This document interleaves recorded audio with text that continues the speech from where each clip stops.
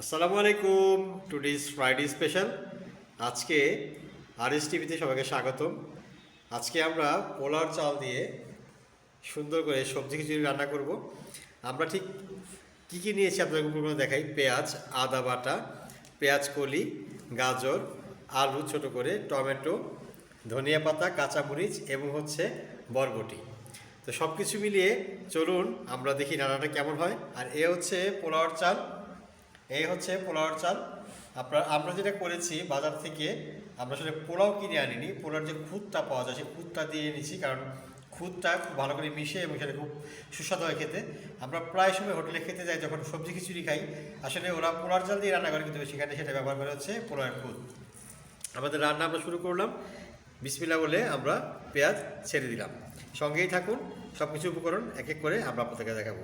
আর একটি কথা বারবারই বলতে হয়, চ্যানেলটি সাবস্ক্রাইব করতে ভুলবেন না।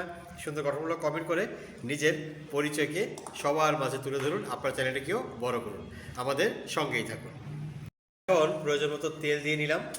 দেখুন, তেল অনেকেই বেশি মনে করে যে খুব বেশি দিলেই মনে হয় রান্নার খুব মজা হয় বা মাখো মাখো হয়। বিষয়টা এরকম না। আপনি খাবার মাখো মাখো করতে গেলে পেঁয়াজটাকে বেশি ব্যবহার করতে পারেন, যেটা আমি আমার রান্নার জ্ঞান থেকে আপনাদেরকে বললাম। যারা রান্না করেন তারা রান্নার উপকরণ সম্বন্ধে আমাদের সাথে খুব ভালো জানেন, কিন্তু রান্না করে সেই রান্নাটা আপনাদেরকে দেখানো, এবং আমি মনে করি এই চ্যানেলগুলো যখন মূলত মানুষ কাজ করে বা এগুলো যদি দেখায়, আমরা কিন্তু সেখান থেকে শিখতে পারি। হলুদ, মরিচ, পেঁয়াজ এগুলোতে দেখানোর মধ্যে এমন কিছু নয়। তারপরেও আমরা আসলে ভিডিও যেহেতু করছি, আমাদের সব কিছু উপকরণ আপনাকে দেখানোর চেষ্টা করি। আর একটি কথা, আমরা কিন্তু এক সেকেন্ডের জন্য কোনো এডিট করি না। আমরা কিন্তু যা ভিডিও রেকর্ড করি তাই কিন্তু দিয়ে দিই। আসলে মার কাট করে অনেকেই ভিডিও তৈরি করে আপনাদেরকে আকর্ষণীয় করে তোলে, কিন্তু আমরা আসলে চেষ্টা করি যে মার কাট না করে কিভাবে পুরো ভিডিওটা আপনাদেরকে দেখানো যায়। আর এই যে টুনটুনি বুড়ি অপেক্ষায় আছে কখন মায়ের রান্না শেষ হবে আর কখন সে গপ গপ করে মুরগি দিয়ে সে খিচুড়ি খাবে। প্রয়োজন মতো হলুদ, মরিচ, অন্যান্য মশলা দিয়ে নিলাম। এখন এটাকে ভালো করে মিশিয়ে নিব। তারপর আমরা সবজিগুলোকে এক এক করে কষিয়ে নিব, তারপরে পোলাও চালগুলোকে। বিসমিল্লাহির রহমানির রহিম। আমরা সবজিগুলোকে ছেড়ে দিয়েছি এক এক করে।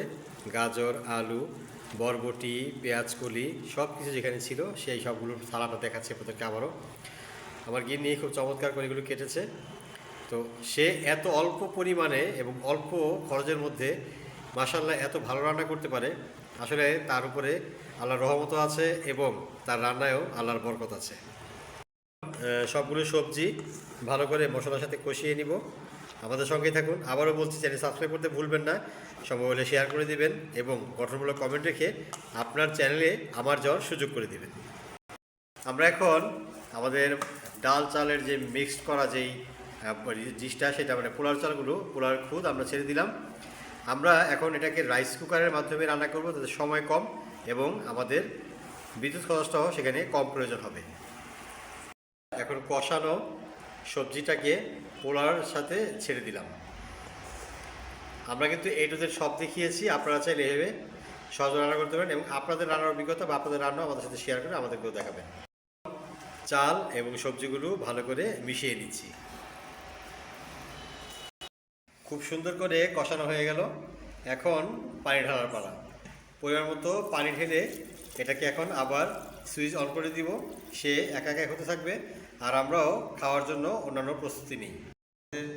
সালাদ কাটা হয়ে গিয়েছে এবং অন্যান্য উপকরণগুলো আমাদের রেডি করা হয়ে গেল। দুষ্টু মেয়ে সে ক্লে দিয়ে কী যেন বানিয়েছে এবং সে একটু পরপর ক্লে দিয়ে একটা জিনিস বানিয়ে এনে এনে দেখায়, আর আমাদেরও খুব ভালো লাগে। সুইচ অন করে দিলাম। এখন বাবা তুমি হতে থাকো আর আমরাও অপেক্ষা করতে থাকি তোমাকে কখন খাবো, আর আপনারাও অপেক্ষা করুন শেষ পর্যন্ত। আলহামদুলিল্লাহ, অবশেষে আমাদের সেই কাঙ্ক্ষিত অপেক্ষা শেষ হতে চললো। এদিকে আসরের আজানও হয়ে গেল আর আমাদের ঝরঝরে সবজি খিচুড়িও রেডি হয়ে গেল। এখন ভোজনের পালা। সবাইকে এখানেই সালাম জানিয়ে বিদায় নিচ্ছি। আমাদের সবজি খিচুড়ি মানে চিকেন সবজি খিচুড়ি রেডি হয়ে গিয়েছে, তাই খেতে চললাম। চ্যানেল সাবস্ক্রাইব করবেন, শেয়ার করে দিবেন আর ভালোবাসা পেতে আমাদের সঙ্গে থাকবেন। আল্লাহ হাফেজ।